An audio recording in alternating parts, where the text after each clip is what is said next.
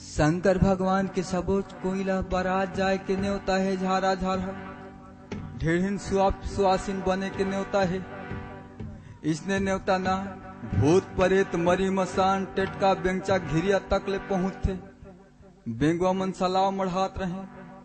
तब बेंगवा मन किसे सलाह मढ़ात रहे काकरेटिंग गली में बैठ के बारात जाबो बारात जाबो बारात जाबो। ता एक ठियाऊ बेंगवा आथे ते का कथे कौन कौन कौन कौन कौन कौन कौन कौन तालाब के एक भाव के बेंगवा हमें कौन कौन लगा होते कल का कथे तामा तामा तामा तामा। ता कुआं के भेंदोल ला संशोधर रहे तैमन तो नान नान बेंगवा मन डाहकत चल दे ही मैं तो 1.5 किलो के नी डाह के सकूं तमे किसे जाऊं भेंदोल का कथे कामा जाबो कामा जाबो कामा जाबो। ता ये बात ला कौन हजानत रहे जान था रुकचा घा बेंगवा पीला रंग के रथे देखो यह रुकचा घा बेंगवा डाहक थे घनी पीछू दहले पीछा का फेंका थे वही बेंगवा हजानत रहे तो वह का कथे आजकल तो बिना गाड़ी मोटर के जाए नहीं ता वह कथे ट्रैक्टर में ट्रैक्टर में ट्रैक्टर में। पार्वती माता अपन सखी मन ले कथे जावा तो नोनी हो देख के आवता किसे बरतिया मन काम आया है किस ना किस न है तुम्हार समझी मन तेल आए के बतावा देख के ता देखे जाते ता तो भूत परेत मरी मसान ल धेर के लाए रहे शंकर भगवान बरतिया। तब पार्वती ल बताते सुन दीदी तकी से नहीं है दीदी मोटर गाड़ी नहीं है घोड़ा हाथी नहीं है दीदी मोटर गाड़ी कथे तन्नेरे आज ट्रैक्टर में आही के सुने रहे तब दीदी कथे ओकर गाड़ी है उल करे दुड़ुआ बैला में बैठे लंबा ओकर दाढ़ी ओकर गाड़ी है तो चाय ठी चक्का हवे मगर पीछू दहर पूछी ओहे कथे अहुआ डुड़ुआ है दुड़ुआ बैला में बैठे लंबा ओकर दाढ़ी धन धन रे दुल्हा राजा धन ओकर बराती धन धन रे दुल्हा राजा धन ओकर बराती नहीं दीदी मोटर गाड़ी नहीं है घोड़ा हाथी दुड़ुआ बैला में बैठे लंबा ओकर मेरे नोनी हो किसे को ठिया था तुम ता दीदी जिसना देख के आथन तिसना बता था नहीं ओकर गाड़ी है तो अलकर गाड़ी ये है धन धन रे दुल्हा राजा धन ओकर बराती धन रे दुल्हा राजा धन ओकर बराती।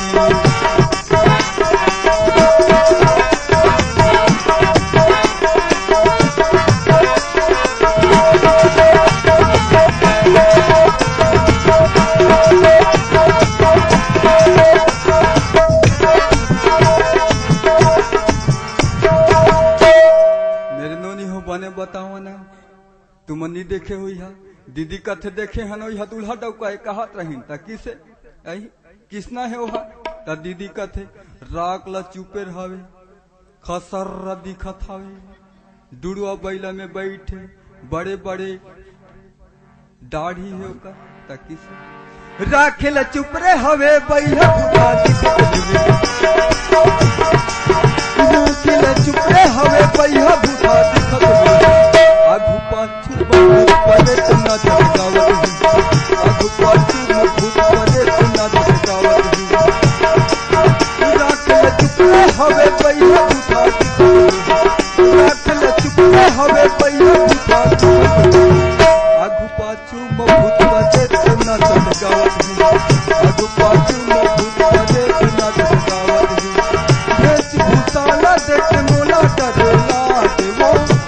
भूसाला देख मोला डरेला दीदी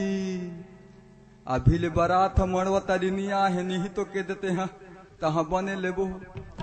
धन धन रे दुल्हा राजा धन ओकर बराती धन धन रे दुल्हा राजा धन ओकर बराती।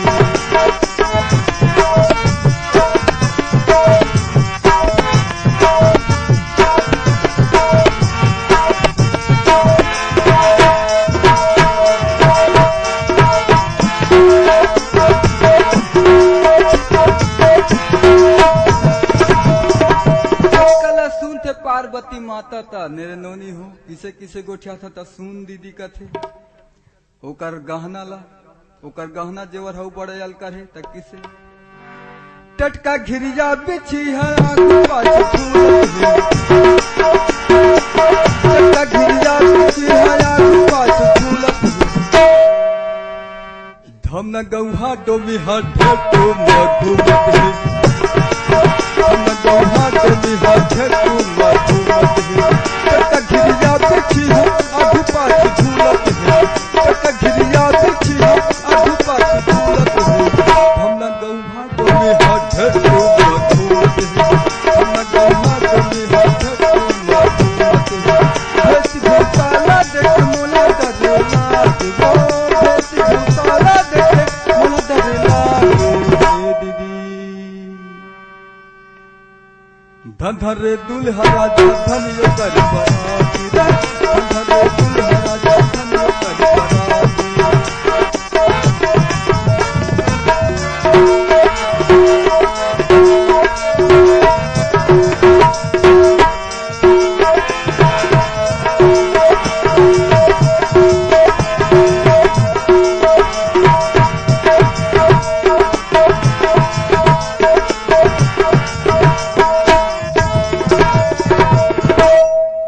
इतना ला सुन थे शंकर भगवान विष्णु भगवान ला का कथे नेगा ए विष्णु क्या किसे गांजा ला धारे पाए धनी है को पुत की बोला गांजा में है सुरता बाबा मन ला भारी मना करथो बाबा गांजा मत पियागा मत पियागा मत पियागा तो का कथे मैं तो बाबा हूं तो मोला कदे है और शंकर भगवान हो पीत बोला तो कोनो नहीं कहिस तो शंकर भगवान हो समुद्र मथन हो तो 20 ला पी देहिस तो तू डेमो करान ला तो पी के देख बे नहीं लेवा तो आजकल बाबा मन ला ज्यादा ध्यान दिया तक किसे रामायण जगह आही न तहा चाय पंडाल में जही दूधी चीलम लपकी रही दोनों बाबा मन बीच में गोरसी है हे बाबू चाय तो लाना चाय ला बेचारा मन लाइन के दही तहा गांजा के सुर में एक झिया पी के देख थे एक झेव लगा निगाये तक किसे चाय हसीठा लागी संगी कथे त एक झेव का कथे गांजा के सुर में फुईक फुईक के पीना था कथे चाय हसीठा लागी तो शक्कर डाल भी नहीं गा तब फुईक फुईक के पी कथे तहा तो साइकिल धरीन तहा डिग डिग डिग डिग डिग डिग डिग डिग दे गिन गिन गिन गिन जात रहे आटा थे पैदलते हुआ दू चिलम लपी है पीछू दहर बैठे ते दू चिलम लपी है गिन गिन गिन गिन गिन गिन जाते तहा होती ले तो डंफर गिट्टी वाला आते ढक ढक एतिले गिन गिन गिन गिन ढक ढक गिन गिन गिन गिन ढक ढक पीछू वाला कथे नगा साइकिल भागा थे रुक त किछो तिले डंफर आथे त नगा कथे में हैंडल धर ब्रेक ला किसे मार ते मार ना ब्रेक ला पीछू वाला ला ब्रेक मार कथे ले देके जस कस में ओनंगी रुकी ना साइकिल हा त मोरे सही रमनियल भेट दाई सोला पूछ नेगा दाऊ कथे हमर साइकिल हनी रुके त किसे करी त ए बाबा कथे साइकिल हनी रुके त गांजा पी रही ते मतलब कुछ झिनका दे सट ले धर दात त तोर साइकिल हनी रुके ना बाबा ते तो हैंडल धर रहा पीछू वाला बैठ रहे नीरू के कही तहा चक्का में गोड़ लबोत दे कथे वो बात ला धर लेहिन तहा गिन गिन गिन गिन गिन गिन गिन फिर जाते हैं 90 की स्पीड में वो तिले फिर ट्रैक्टर आते हैं ठक ठक ठक ठक ठक ठक गिन गिन गिन ठक ठक ठक गिन गिन गिन ठक ठक ठक ना पीछू वाला कहने का ये साइकिल रोक ट्रैक्टर आते तने का कथे तू रहा तो तोला का कही पीछू वाला ला कथे ने का तू रहा तो तोला का कही सूता करना त सूता के पारी तहा चक्का में गोड़ लबोत देहिस तहा छीत का तान देहिस देखा त गांजा के सुर में तो शंकर भगवान गांजा ला खोजा थावे पहली 5 ठिकाल 4 ठिकाल जान प्रातः काल भूतकाल भविष्य काल वर्तमान काल आवाज का लेखिया आएगी मिस काल टूरा मन के मोबाइल अलग और सियाना मन के मोबाइल अलग टूरा मन के मोबाइल के हैंडसेट चाइना और निहिता कोंदी महीना मतलब 1209 और सियाना मन के मोबाइल के हैंडसेट चीलम हैंडसेट चीलम अब ओकर बाद सिम चाहिए त सिम काला बनाएगा त खपरैला ला घोंस के डाल दे सिम तैयार हो गए हाँ अब सिम तैयार हो गए तो नेगा एक बार बाउचर किसे करी तो 10 रुपया पूत किला डाल दे बाउचरो तैयार हो गए ना नेगा तो जल्दी कट जाते है तो इमा टेरिप काला डाली तो 1.5 बीड़ी ला डाल दी, टेरिपो तैयार हो गए। तने का अब सब चीज तो तैयार हो गए, तो अब बैटरी काला लगाई तो नारियल बूझ के डाल दे, बैटरियो तैयार हो गई। तने का अब मिस कॉल मारी था कौन ला, तो शंकर भगवान ला, तो शंकर भगवान ला मिस कॉल करत थे, तो वो हमर तुहर मोबाइल में गाना रथे, रिंग टोन रथे, और वो मोबाइल है केवल वाइब्रेशन में रथे, तो किसे जान था वाइब्रेशन में, केवल वाइब्रेशन में। और उठाना है मोबाइल लता है हालो कथन, तो मैं हालो कहे के कोई जरूरत नहीं, जय शंकर। तहा जाइन दारा फोन ले गे रिसीव हो, तहा छीत का ताइन देहिस, जाइन दारा रिसीव हो गए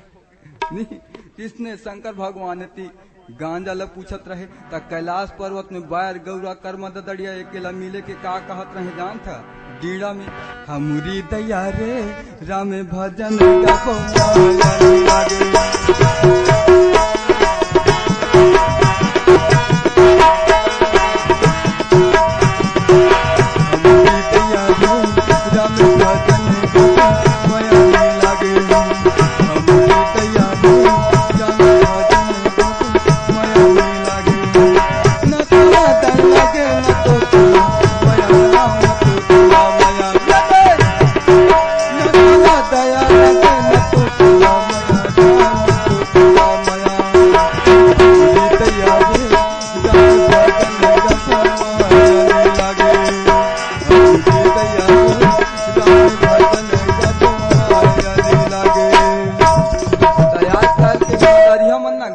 बिगर मादन नहीं बजाए उमन के मादर चलत रहे किसे, जिगिम जिगिम जिगिम जिगिम जिगिम जिगिम जिगिम जिगिम जिगिम जिगिम जगम जिगिम जगम जिगिम। अब गांजा लपी है गाना नायक गे इकट्ठा होती, ता गाना गवैया अब बोला हापेज पाठ निगक से पीछे मांगा ल पिछवा था, बस हापेज थे ना कहे काठा ले चढ़ा थे, जिगिम जिगिम जिगिम जिगिम जिगिम जिगिम जिगिम जिगिम देवा तो भला फांस खाते हमरी दैया रे राम भजन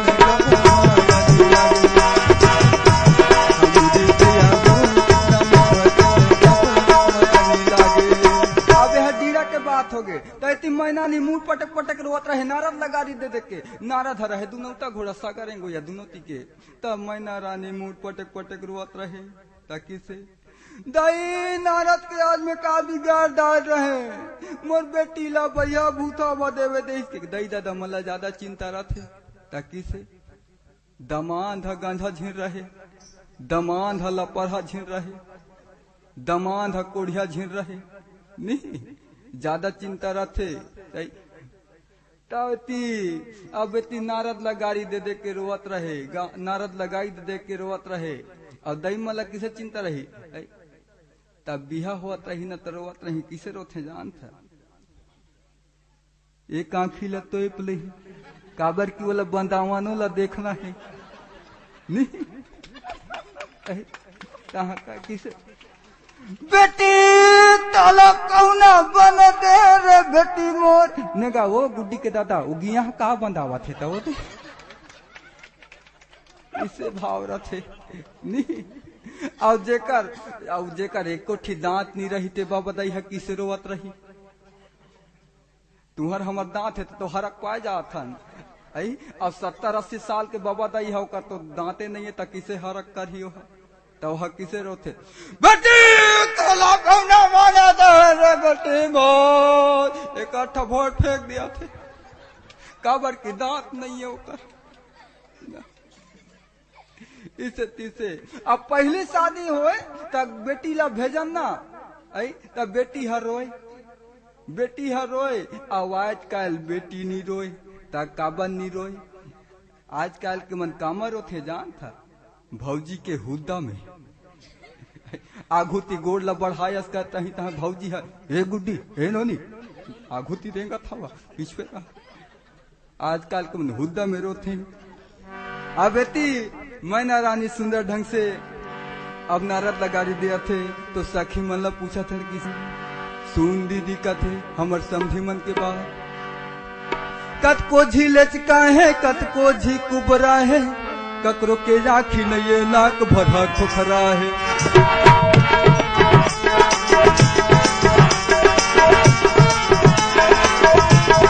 कत को झीले चिका है कत को झी कुबरा है ककरो के आंखी न ये नाक भरा खोखरा है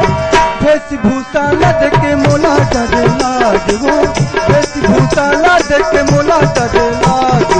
ये दीदी धनहर दुल्हा राजा छल्लो कर बराती रे धनहर दुल्हा राजा छल्लो कर बराती नैये दीदी मोटर गाड़ी नैये घोड़ा हाथी दुड़वा बैला में बैठे लम्बा वो कर गाड़ी धनहर दुल्हा राजा छल्लो कर बराती रे धनहर दुल्हा राजा छल्लो कर बराती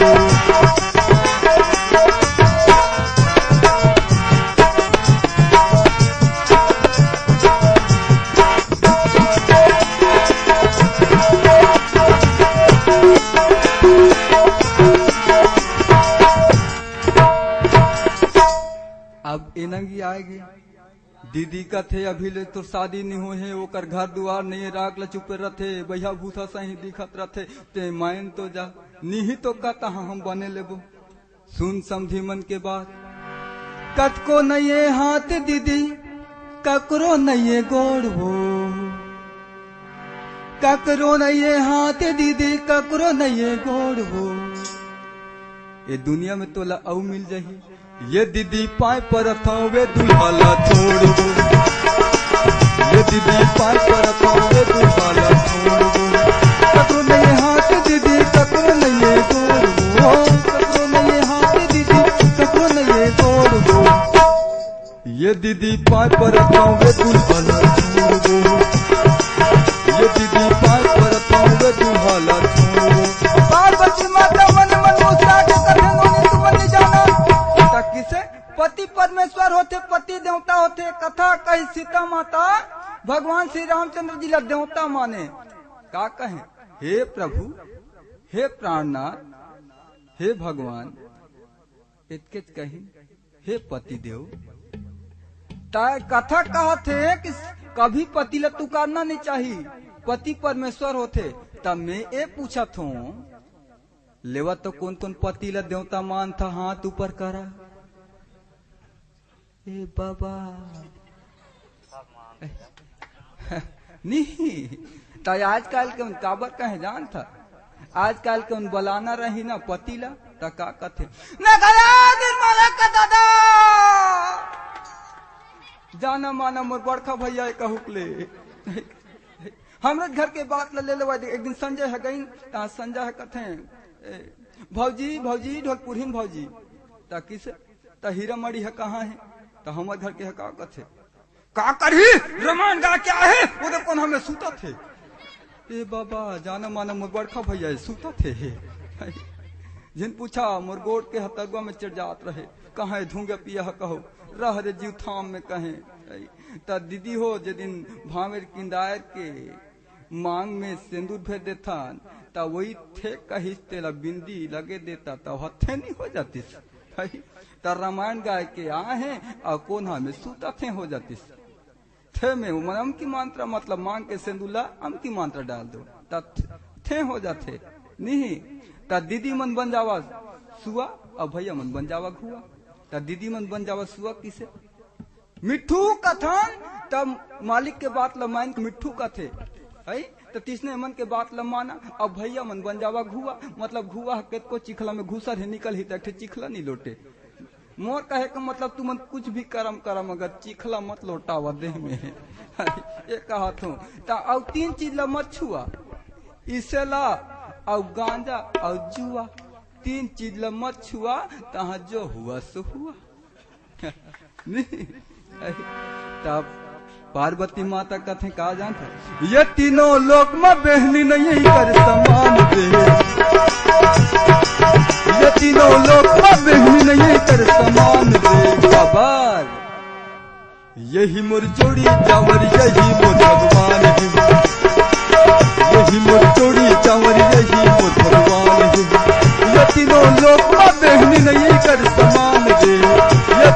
लोकमा बहनी नहीं कर समान। यही मोर जोड़ी जावर यही मोर भगवान है, यही मोर जोड़ी जावर यही मोर भगवान है, यही मोर जोड़ी जावर यही मोर भगवान है, यही मोर जोड़ी जावर यही मोर भगवान है, यही मोर जोड़ी जावर यही मोर भगवान है।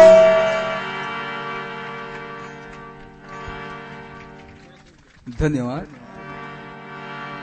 राम चरण पंकज उर धरिहु, लंका चल राजू तुम करहु। ऋषि पुलस्त जशु विमल मयंका, तेहि सचि महु जीने लंका। कहीं यदि हम हृदय में श्री रामचंद्र जी के चरण ला धारण कर ले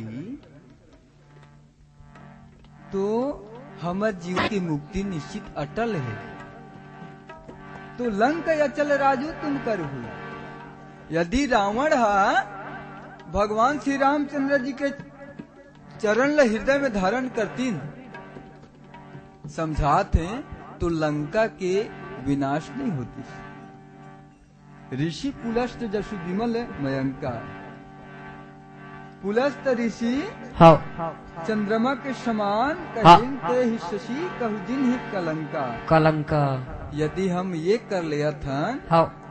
तो हमारे जीवन के कलंक है जय हो दूर हो जाए। जय हो।